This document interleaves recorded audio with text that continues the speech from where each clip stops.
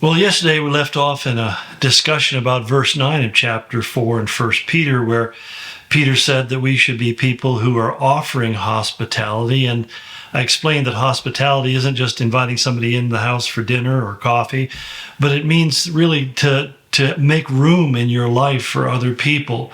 And as I said, we're living in a time where that seems to be more and more challenging for people.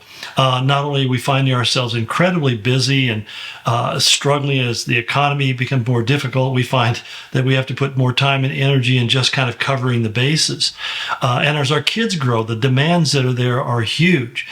And yet at the same time, we lose something when we only see life within this narrow lens of experiences with husbands and wives or families and children, or even if you're a single and you're by yourself, there's really something that happens where a sort of loneliness begins to creep into our lives because we are designed by God to be in community. Now, there are some people who are singular relational people, and I get that. They're kind of wired that way. And what that means is that you enjoy people, but if you're around a lot of people, especially if there's a lot of noise with the people that you're around, you get exhausted very quickly. You may be the person, you have one or two, three, maybe very close friends that you know intimately, and that's about all that your tank can hold. You can be friendly and engage with other people, but you only have a limited depth of relationship. Other people are what we call multi-relational people. I mean, the more the merrier. They love a crowd. They love to be in the mix of everything that is loud and noisy and interactive, and they love to talk. They love to be heard talking. They love to hear other people talk. So often what we find in marriages is that the single relationship people become married to multi-relational people, and they kind of drive each other crazy because they don't understand that these are inherent differences that you have to learn how to really kind of deal with. I'm the kind of person, I'm kind of in the middle there, but I'm very relational. I mean, I enjoy people. I enjoy talking with people. I don't mind going into the midst of a big crowd. If there's a big event like a football game or anything like that, I'm kind of thrilled to be in the midst of all those people making all that noise.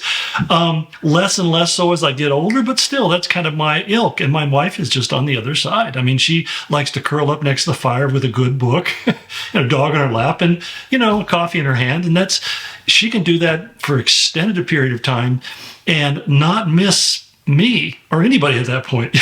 Sometimes she'll just say to me, "Can you just stop talking for a while?" Which is, me, is really a great challenge. But that's just part of that was us understanding that this is how we're wired, and it's not personal. It's not a judgment against each other. We are just who we are, and we had to learn how to accommodate those differences in our persons and our personality and the way we're structured. And so, there's a balance to all this thing, and that's why the positive side of it, when he says you need to take time and make time for other people, is an important thing so that you don't end up finding yourself kind of lonely and isolated. But at the same time, he says we need to do it without grumbling. And I think this is really, this phrase without grumbling that I got into a little bit yesterday is really something to contemplate, I think to think about for a moment, because the word that's used here by Peter in the original language means that you're muttering and you're murmuring, almost the idea that you're doing it under your breath. And you're feeling a great deal of displeasure, but you don't really admit it. You kind of hide it. You don't want to be recognized as being a person who's saying, "Would you leave me alone?" And so you pretend that you're not bothered. And the problem with that kind of dishonesty is it just kind of will eventually bubble to the surface and come out in some very unattractive way that you and everybody around you will ultimately regret.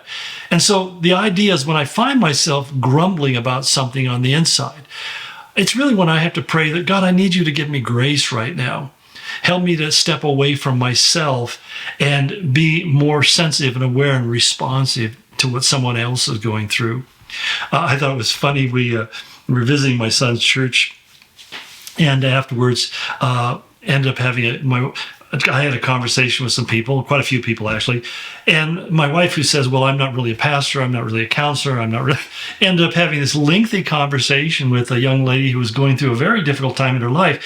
And my wife's just sharing her own battles, her own struggles, her own weaknesses, and being very, honest about, I get where you're at. I know what you're going through. And I had to say to her, I said, so why were you pastoring that woman if you're not a pastor? And she kind of looked at me and said, well, I wasn't pastoring. I was just sharing my heart. I said, exactly. You see, even people who say, well, I have nothing to share with those people, you actually have a life experience. And there are people who are made just like you, who are desperate to find somebody who's made just like them so that they can share with them what they're going through and have somebody else say, you're not alone. I get it. You're not alone. One of my favorite lines in the movie Shadowlands, it is actually my favorite line, a movie about C.S. Lewis and his relationship with his wife, Joy, who passed away. Very romantic, very touching, and I'm a kind of a Lewis-phile. But it was interesting because Lewis encounters a young man on a train who's, in one of his classes at Oxford, and he asks a young man, why do you want to be a writer? And the young man said, because when I write, I don't feel I'm alone. And that's always struck with me, that idea that we do certain things, we express ourselves in various ways, some through writing, some through speaking, some through our craftsmanship, our skills with our hands and our minds and so forth. But we're expressing ourselves so that we can feel like we're connected to the rest of the world out there. That's why God created us. That's why God gave us each gift.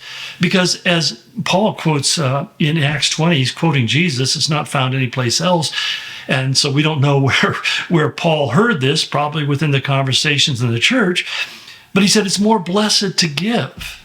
That it brings, in other words, it brings greater joy to give than it does to receive.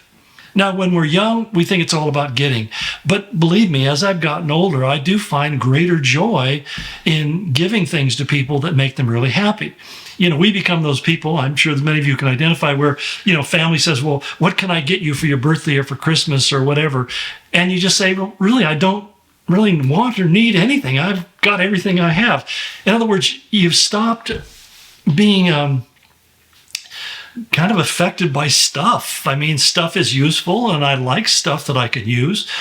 But if I don't have it, my happiness isn't predicated on that. And that's a good sign, friend. That's a sign that you're maturing in your life, in your personality, in your faith. You're becoming more wise. And you do begin to understand where the real joy comes is when you can meet a need in someone else.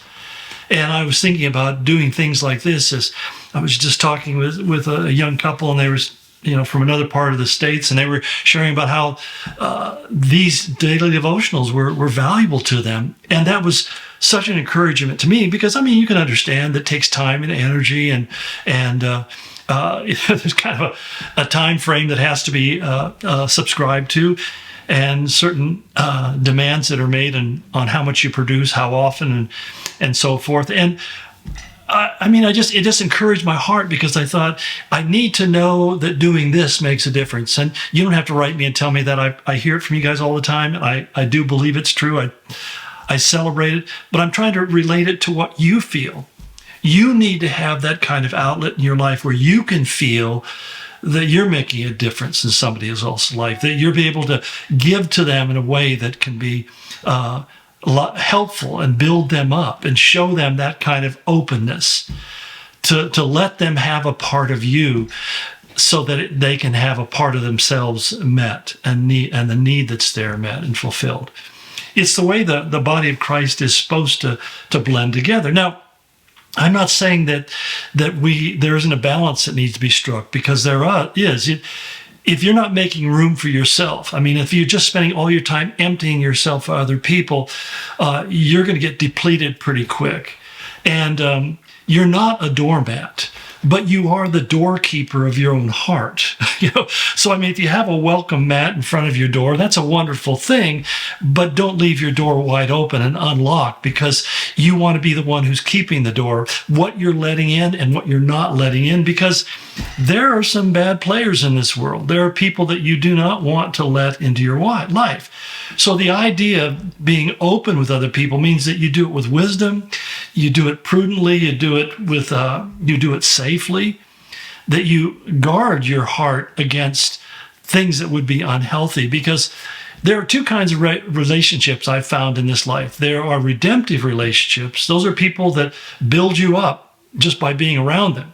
And then there are non-redemptive relationships, those ones who pull you away from Christ and pull you down. There are people who, as Peter had said previously, they want you to run to the same kind of excess that they're running after. And they think you strange that you don't want to join them in their darkness. And to them, their darkness is light. And so they live for that darkness. But you have come to experience that it's just a dark place and you don't want to be there. And that's where you have to kind of draw some lines. You have to put some boundaries in. They're saying, no, that's a non-redemptive relationship. And I'm not being hospitable by inviting that into my life. I'm destroying my life and destroying the lives of others. And so it's one of those kind of things where we need to, set guards at the posts of our doors and our windows and our eyelids and our ears, so that we can show others kindness and be gracious to other people, but we're not allowing ourselves to be distracted by unhelpful things. And sometimes people are unhelpful people, and you just have to understand how to draw those lines wisely. I hope that makes sense. God bless you.